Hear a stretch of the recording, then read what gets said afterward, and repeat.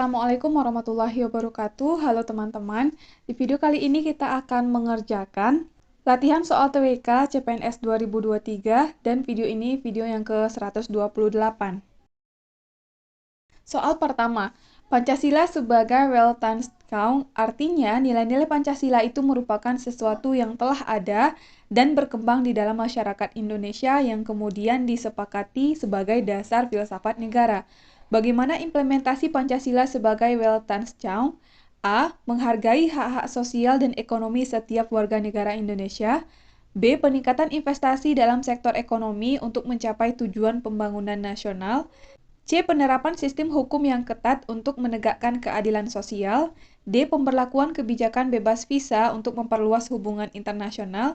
E. Meningkatkan penggunaan teknologi digital dalam administrasi pemerintahan. Yang ditanyakan adalah bagaimana implementasi Pancasila sebagai Weltanschauung. Di antara kelima pilihan ini, jawaban yang benar adalah pilihan A, yaitu menghargai hak-hak sosial dan ekonomi setiap warga negara Indonesia. Soal nomor 2. Fakta tentang Kongres Pemuda II yang memperjuangkan Sumpah Pemuda di Indonesia diantaranya kecuali A. Diadakan pada tanggal 27–28 Oktober 1928. B. Kongres ini dipimpin oleh Sugondo Joyo Puspito. C. Keputusan penting Kongres ini disebut Sumpah Pemuda. D. Kongres tersebut menetapkan Indonesia Raya sebagai lagu kebangsaan. E. Sugondo pimpinan Kongres Pemuda II dari perwakilan Jongjava. Yang ditanyakan adalah yang bukan merupakan fakta tentang Kongres Pemuda II. Berikut pembahasan mengenai Kongres Pemuda II.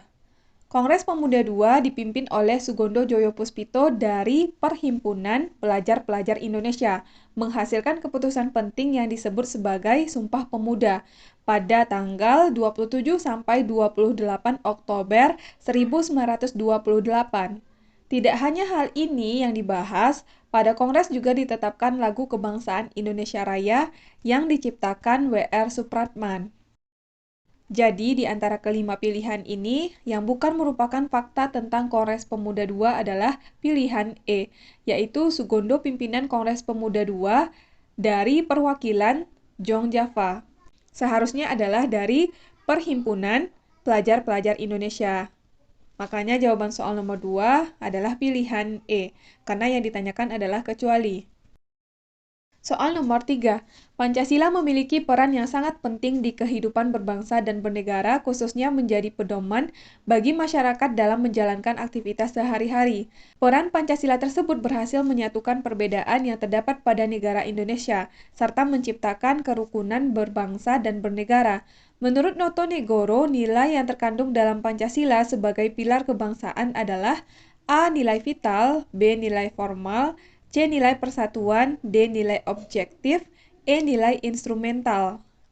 Yang ditanyakan adalah, menurut Noto Negoro, nilai yang terkandung dalam Pancasila sebagai pilar kebangsaan adalah. Berikut pembahasan mengenai nilai-nilai yang terkandung dalam Pancasila menurut Noto Negoro. Yang pertama adalah nilai vital, yaitu nilai yang berguna bagi manusia dalam beraktivitas. Yang kedua, nilai material, yaitu nilai yang berguna bagi unsur manusia. Yang ketiga, nilai kerohanian, yaitu nilai yang berguna bagi jiwa atau rohani manusia. Jadi di antara kelima pilihan ini yang merupakan nilai yang terkandung dalam Pancasila menurut Noto Negoro adalah pilihan A, yaitu nilai vital. Soal nomor 4. Indonesia merupakan negara yang menjunjung tinggi HAM. Hal ini salah satunya dimaknai dengan memahami HAM sesuai dengan Undang-Undang Dasar 1945 Pasal 28D Ayat 1, yang berartikan A. Kita berhak mempertahankan hidup dan keberlangsungannya. B. Berhak atas jaminan dan perlakuan sama yang adil di hadapan hukum. C. Warga berhak mendapat kesempatan yang sama dalam pemerintahan.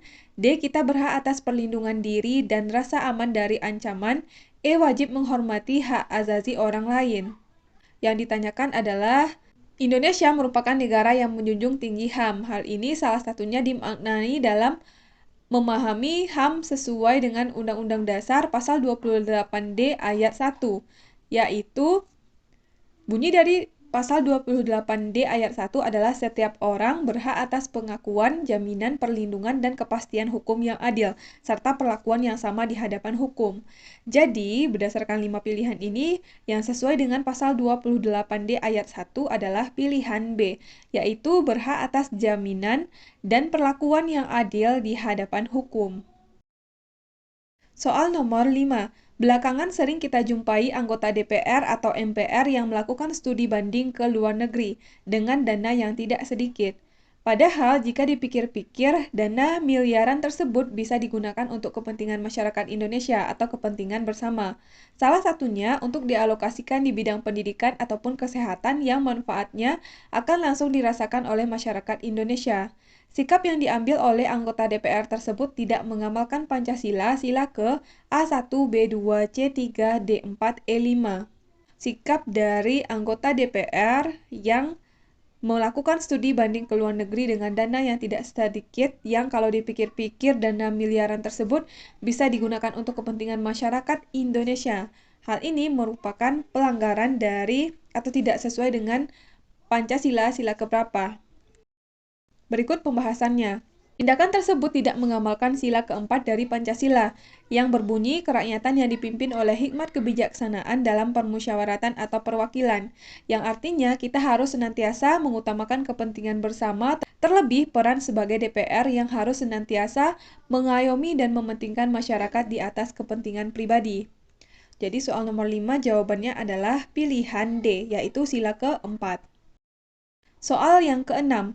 Seorang pegawai negeri di sebuah instansi pemerintah menemukan adanya praktik korupsi yang melibatkan beberapa pejabat tinggi di dalam instansi tersebut.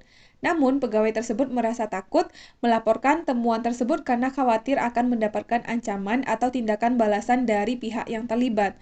Apa yang seharusnya dilakukan oleh pegawai tersebut dalam situasi ini? A. Melaporkan temuan tersebut kepada atasan langsungnya tanpa ragu-ragu. B. Menyimpan temuan tersebut untuk dirinya sendiri agar terhindar dari ancaman. C. Menghubungi media massa untuk melaporkan praktik korupsi tersebut. D. Meminta bantuan dari lembaga pemerintah yang berwenang untuk menyelidiki kasus tersebut. E. Semua jawaban benar. Pada soal nomor 6, seorang pegawai negeri di sebuah instansi pemerintah menemukan adanya praktik korupsi yang melibatkan beberapa pejabat tinggi di dalam instansi tersebut. Namun, pegawai tersebut merasa takut melaporkan temuan tersebut karena khawatir akan mendapatkan ancaman atau tindakan balasan dari pihak yang terlibat.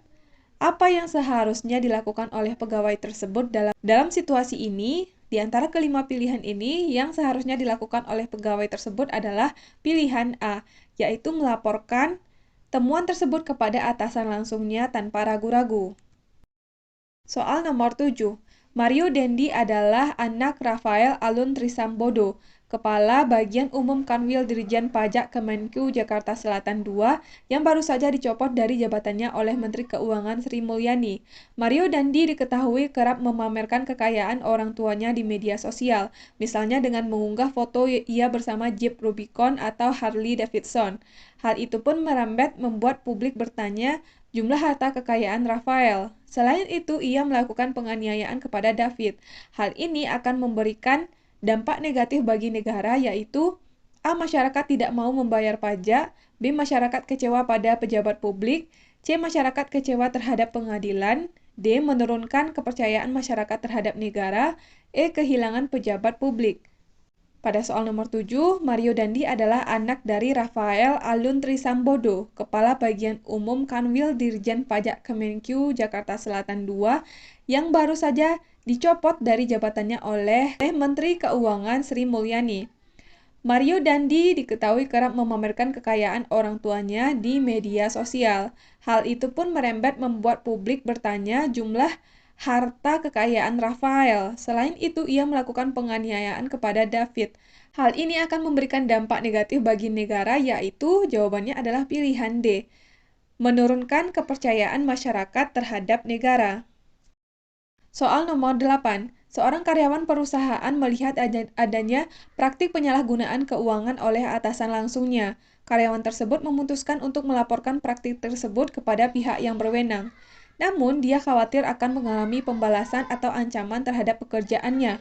Apa yang seharusnya dilakukan oleh karyawan tersebut? A. Melaporkan praktik penyalahgunaan keuangan dan siap menghadapi konsekuensi yang mungkin timbul. B. Tetap diam dan tidak melaporkan agar tidak terkena ancaman atau pembalasan. C. Berdiskusi dengan rekan kerja lain dan memutuskan tindakan yang tepat untuk dilakukan. D. Melaporkan praktik penyalahgunaan keuangan secara anonim untuk melindungi dirinya sendiri. E. Mencari bantuan hukum untuk menghadapi kemungkinan ancaman atau pembalasan. Pada soal nomor 8, seorang karyawan perusahaan melihat adanya praktik penyalahgunaan keuangan oleh atasan langsungnya.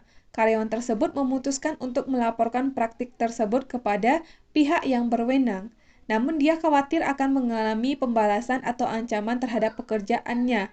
Apa yang seharusnya dilakukan oleh karyawan tersebut? Di antara kelima pilihan ini, yang seharusnya dilakukan oleh karyawan tersebut adalah pilihan A. Melaporkan praktik penyalahgunaan keuangan dan siap menghadapi konsekuensi yang mungkin timbul. Soal nomor 9. Korupsi menjadi masalah yang marak terjadi di Indonesia. Kegiatan korupsi merupakan kejahatan tingkat tinggi yang tidak dapat ditoleransi. Maka dari itu dibentuklah lembaga KPK sebagai pemberantasnya. Dalam pelaksanaannya, pemimpin KPK memiliki nilai dasar pribadi yang sesuai dengan kode etik meliputi hal berikut ini, kecuali A. Menjunjung kebersamaan dalam melaksanakan tugas. B. Menghadapi ancaman dengan tangguh dan tegar. C. Unggul dalam pengetahuan. D. Tangguh dan tegar. E. Disiplin dan tegas. Pada soal nomor 9, dalam pelaksanaannya, pemimpin KPK memiliki nilai dasar pribadi yang sesuai dengan kode etik yang meliputi hal berikut ini kecuali atau yang bukan nilai dasar dari KPK, pemimpin KPK. Berikut pembahasan mengenai nilai dasar pribadi yang harus dimiliki oleh seorang pemimpin KPK. Yang pertama adalah transparansi dan keterbukaan. Yang kedua, menjunjung kebersamaan dalam melaksanakan tugas. Yang ketiga, memiliki integritas dan bermanfaat. Yang keempat, menghadapi ancaman dengan tangguh dan tegar. Yang kelima, unggul dalam pengetahuan. Jadi di antara kelima pilihan ini, yang bukan merupakan nilai dasar yang dimiliki oleh seorang pemimpin KPK adalah pilihan E, yaitu disiplin dan tegas. Sedangkan pilihan A, B, C, dan D merupakan nilai dasar pribadi yang seharusnya dimiliki oleh pemimpin KPK, yaitu menjunjung kebersamaan dalam melaksanakan tugas, menghadapi ancaman dengan tangguh dan tegar, unggul dalam pengetahuan, dan tangguh dan tegar. Jadi soal nomor 9 karena yang ditanyakan yang bukan, maka jawabannya adalah pilihan E. Soal nomor 10. Bacalah paragraf berikut ini dengan seksama. Yang ditanyakan adalah manakah yang mendukung gagasan utama pada paragraf di atas.